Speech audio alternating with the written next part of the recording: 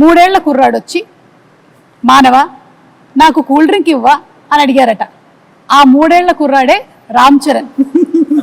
So ఎప్పుడైతే ఈ మానవ అనేటువంటి డైలాగ్ చెప్పి కూల్ డ్రింక్ ఇవ్వ అని అడిగాడో సినిమా హిట్ అయిపోయింది, పిల్లల్లో కూడా వెళ్ళిపోయింది అనేటువంటి నమ్మకం కలిగింది. మరి ఆ కుర్రాడే ఇప్పుడు మనల్ని నెక్స్ట్ క్వశ్చన్ అడగబోతున్నాడు. So let's have Ram Charan's video please. Congratulations Jagadeka Veerudu Athiloka Sundari dream team తీసిన సినిమా 30 years ముగించింది.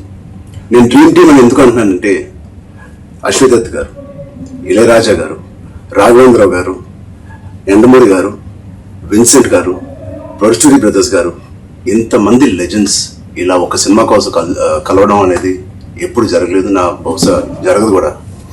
అందునే మా జనరేషన్ అందరూ వీళ్ళని డ్రీమ్ టీమ్ అంటారు.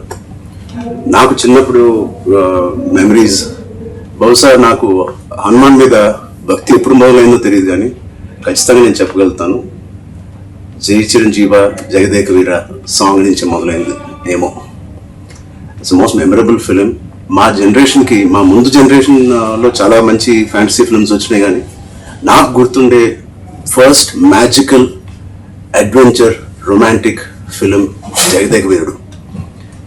అండ్ అని మెమరీస్ ఎన్నో ఉన్నాయి ఆ సినిమాలో, మాట్లాడుకునే సీన్స్ కానీ అవన్నీ.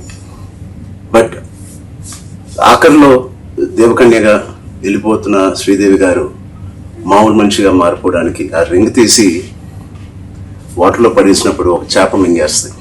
మాకు తెలుసుకోవాలని ఉంది, ఆ రింగ్ ఏమైంది, ఆ చేప ఏమైంది.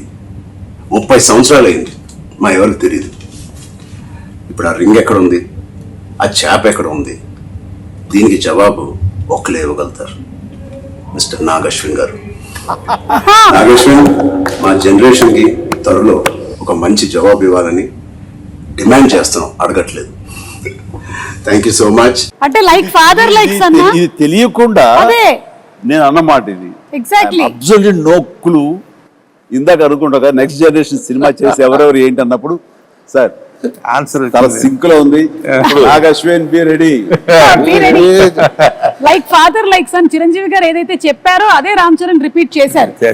నీ గడ్డానికి నా గడ్డానికి పోటీ నాగశ్విన్.